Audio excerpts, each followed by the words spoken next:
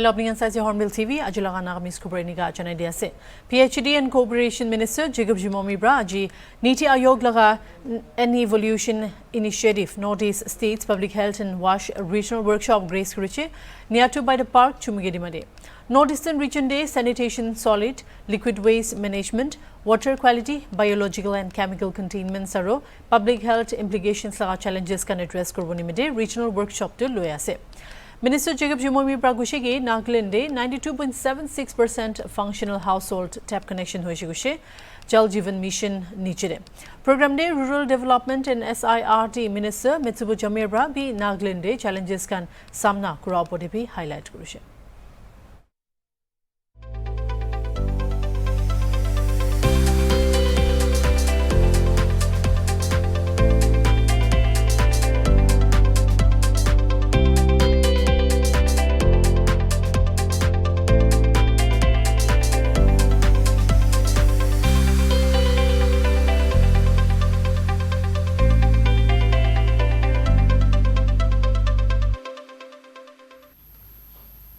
This program called the Jal Jeevan Mission was started, as mentioned, by Honorable Prime Minister of India in 2019 at Lal Killa. I was also there. I was also a Vidyayak then also. So, Honorable Prime Minister of India had given a clarion call to all the states. Several honorable chief ministers from the country were present. And we got, every subsequent day, we used to get a call from the Ministry of Jal Shakti, regulating our performance day-to-day basis, because this project was on mission mode. We were supposed to complete and certify by the district collectors on the completion of FSTC, which is called the Har Ghar Jal, and submit it to the State Chief Secretary, who is the convener of the JJM in the respective states, and onward submission to the Government of India. However, many states in the country could not complete the task on time, because this was a very ambitious project, but it was very challenging. All of us took this project with good spirit. Honorable Prime Minister of India had motivated all of us, especially the water ministers from the state. I had the privilege to represent our state as a water minister, implementing the Jal Jeevan Mission in the state.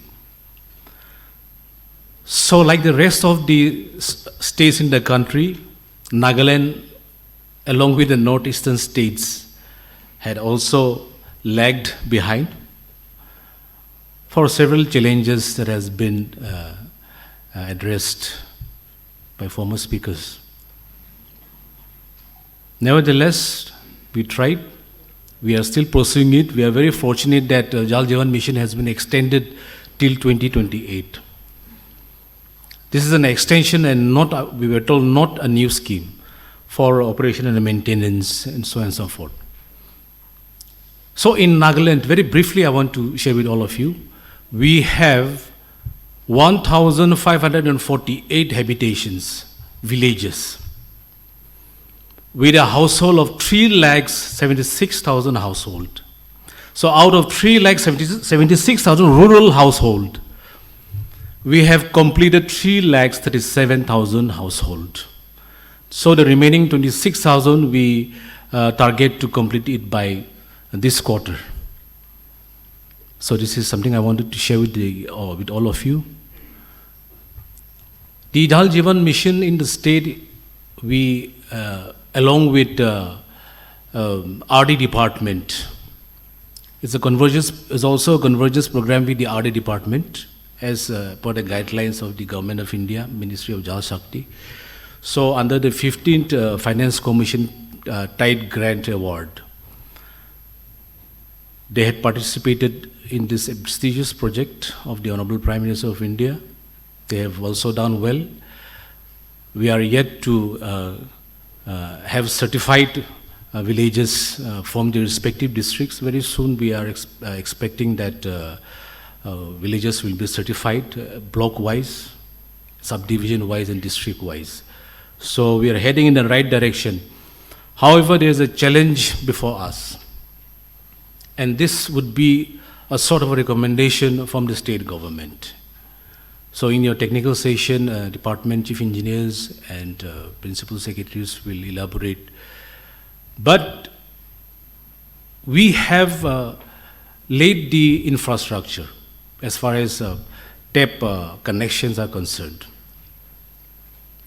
We have laid the pipe infrastructure, but being a hilly state and habitations mostly on the hill area, except Dimapur region, which is the only commercial city in the state.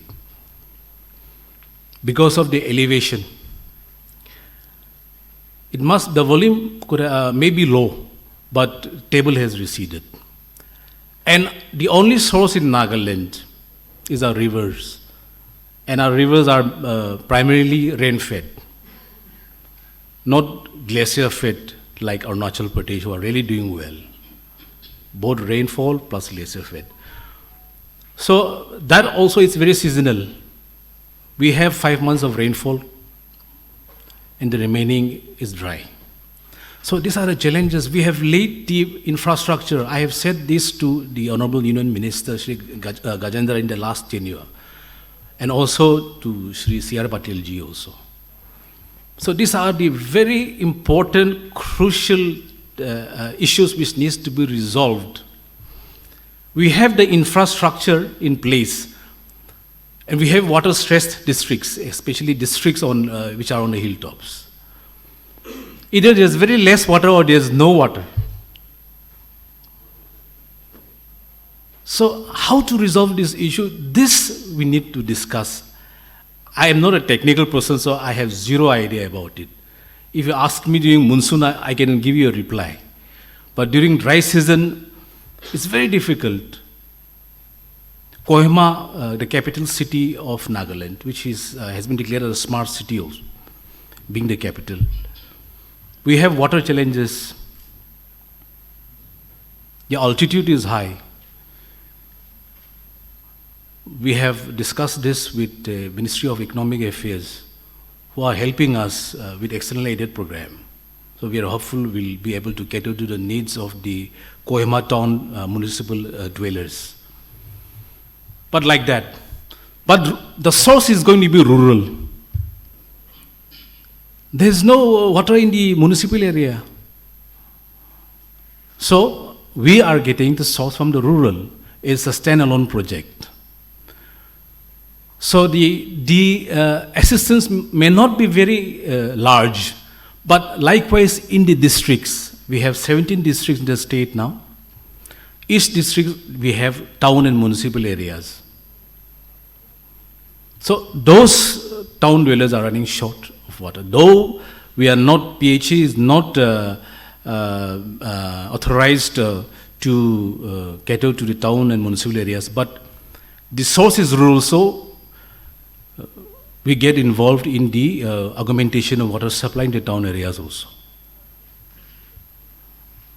So, now let me get back to rural. This is the most important challenges that we are facing now. Access to bulk water source. We have the facility now. Now we need water, bulk water to the villages, or we can make cluster programs, and from there we can do augmentation, because having individual source to each village will be a very expensive affair. And financially, all of us are not comfortable, including the Ministry of Jal Shakti. They have sent it to the Finance Ministry for financial assistance to the states. It's not been cleared. And this is the dry season. We have next 1.5 months to work on ground for all civil works, since we have not completed the civil works as far as Jal Jeevan Mission is concerned. So that is the recommendation we are going to put forward to Niti Aayog. Now, I want to come back to Swachh Bharat Mission.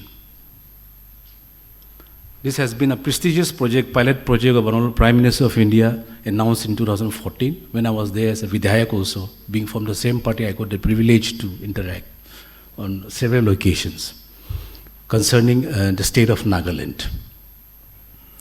We declared opentification rural Nagaland in 2018, October 2nd. I still remember, I told Honorable Prime Minister of India when I visited him in his residence in Delhi, official residence. I said, sir, sometime between September 25th and 30th, I got an appointment. So few of us. So I got the opportunity to interact with him. I said, sir, we are going to declare ODF rural Nagaland on October 2nd. And this is going to be a gift for you. He was very happy. Are wah. This was his exact language, with a smiling face. So we were happy. We declared in 2018, 2nd October, much before national timeline of 2019, October 2nd. So that part we could do, as far as construction of IHHL and sanitation infrastructures are concerned. So we did well. So that is one part. Now came the SBM2. It was a huge challenge for us because we had to adhere to sanitation parameters. It's not easy. Creating an infrastructure is all right.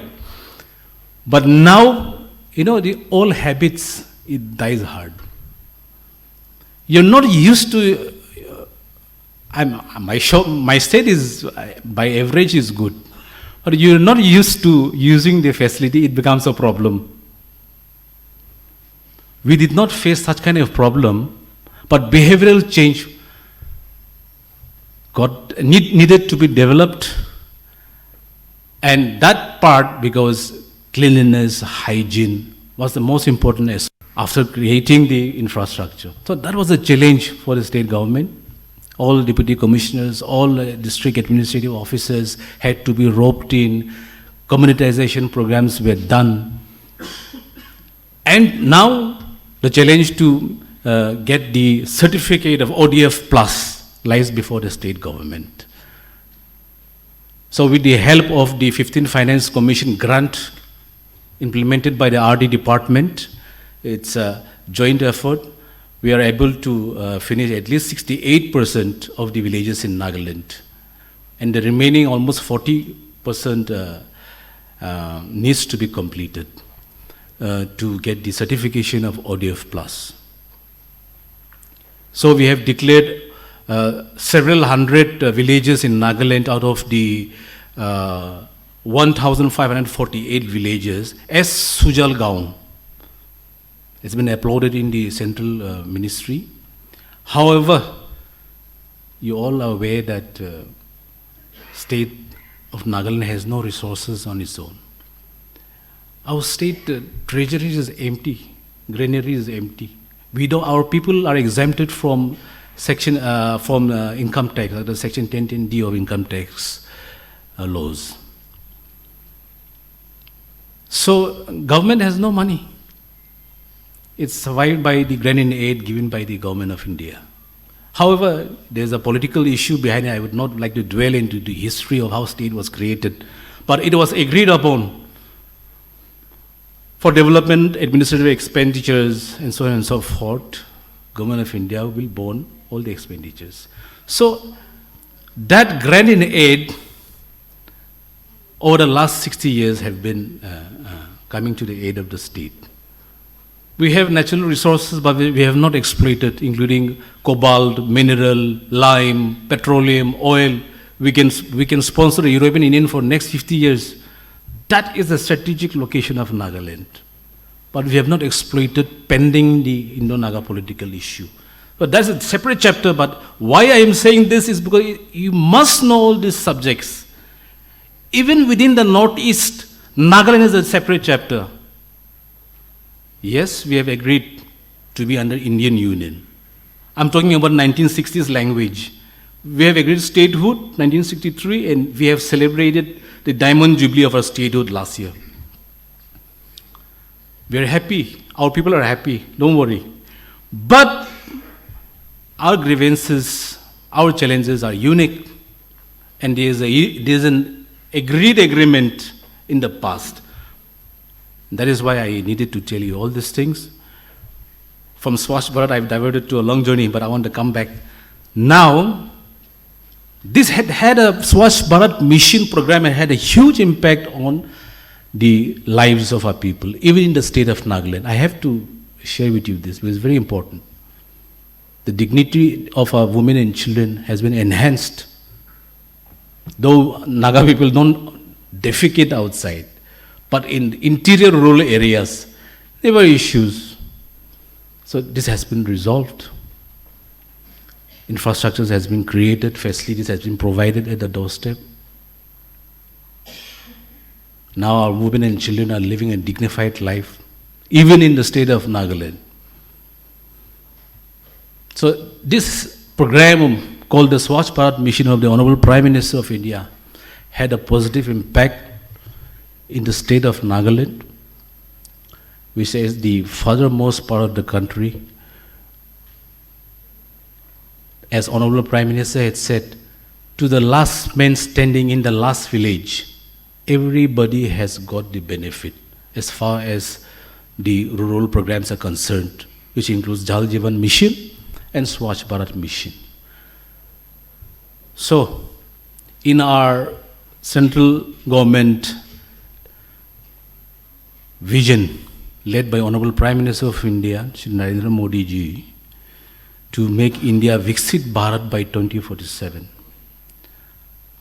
Please don't leave Nagaland behind. If you don't give us extra push, we'll be left behind. Educate recommendation based on ground report has to be given by Niti Aayog. We have met the officials from the 15th Finance Commission. Honorable Minister, my colleague, was also there at Kohima.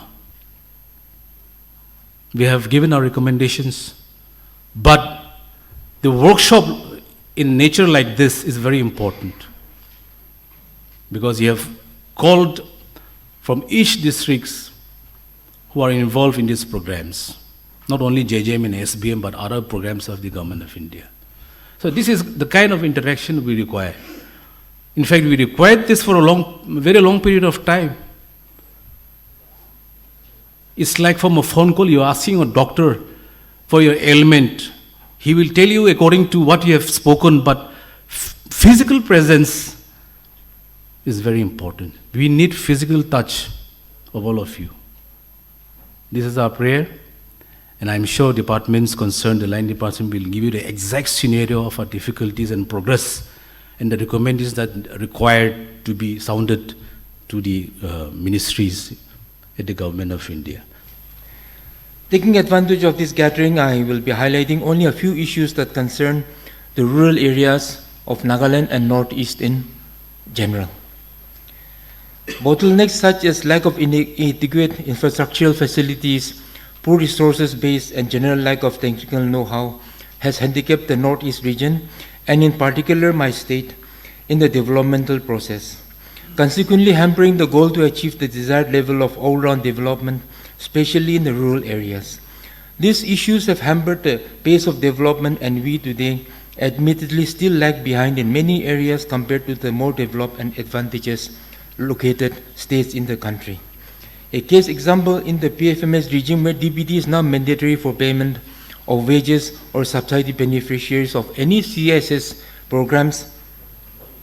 However, in Nagaland, 21 out of the 76 blocks still remain unbanked, and few districts are still single-banked districts. Our only aspirational district, Kifri, has only 2 banks, one SBI and one state cooperative bank located in the district headquarters itself.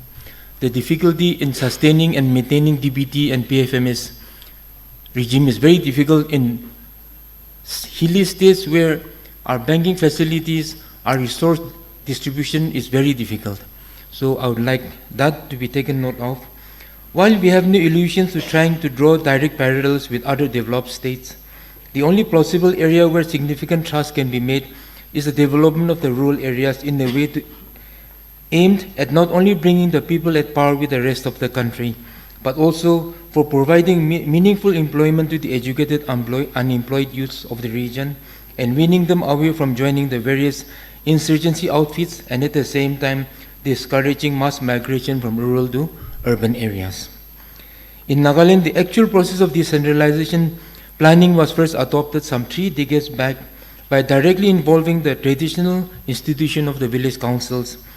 The planning process and implementation of all development programs at the village level is taken up through the medium of the development agency, probably known as the village development boards.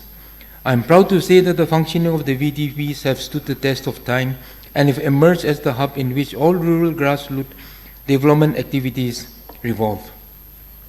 The Rural Development Department involved the VDBs, the grassroots level organization of the state for implementation of all rural-based schemes. However, of late, owing to financial constraints faced by the state, the flow of funds for the state matching share have not been irregular but inadequate, which has repeatedly attracted several penalties and deductions from the central allocation. I request that this issue be also discussed at your Niti Aayog organization for exempting resource crunch state from this penalty. The state of Nagaland has been exempted from the 73rd constitutional amendment due to the existence of our traditional local bodies such as the village councils and the VDBs.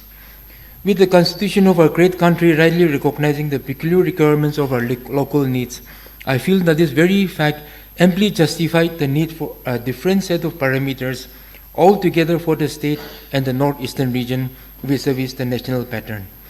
It is regrettably stated that what is seen here as being the main impediment is the stiffness in the guidelines prescribed under the various CSS programs, and unless this aspect is considered for evolving a more realistic guidelines based on ground realities and the local needs of the region, meaningful progress and development as it is happening in other parts of the country can be difficult here. It is my earnest appeal to Government of India and Niti Aayog to consider this request for evolving and adopting a different set of guidelines for the Northeast. The diverse and wide social ethnicity, traditional taboos, topography, geophysical and agricultural practices of the Northeast region poses a great challenge to our great nation on bringing about development to this isolated remote part of our country. We must admit that no single policy, guideline, model or planning process can be generalized and applied across the great nation of ours to meet the diverse needs that exist. This is more particular importance and significance to rural development, with diverse section of rural population representing 75% of our nation, encompassing the well-being of the vast majority of our people. The National Program for Poverty Alleviation should be responsive to the local needs and regional peculiar requirements. Modalities outlined in the guidelines for planning and implementation of the program as envisaged does not suit to the geophysical conditions and socio-economic structure of the hilly regions. Therefore, states should have liberty in deciding the modus operandi for planning and implementation of the programs in the best interest of area-specific requirements. In particular, the state of Nagaland has voiced its concern due to its inability to adopt most of the guidelines due to the peculiar grassroots organization, our VDBs, whose approach and functioning modality is very different from the Panchayati Raj institutions on which all guidelines are framed. The Finance Commission grants has been a much added relief to a financially constrained state like Nagaland, with its open-ended component where grassroots priority requirements activities are prioritized and taken care of on our identification. For hilly special states like Nagaland, compartmentalizing of funds like tied and untied components can be given a consideration for merger, and this component be utilized in a single component, which will go a long way in utilizing the funds meaningfully.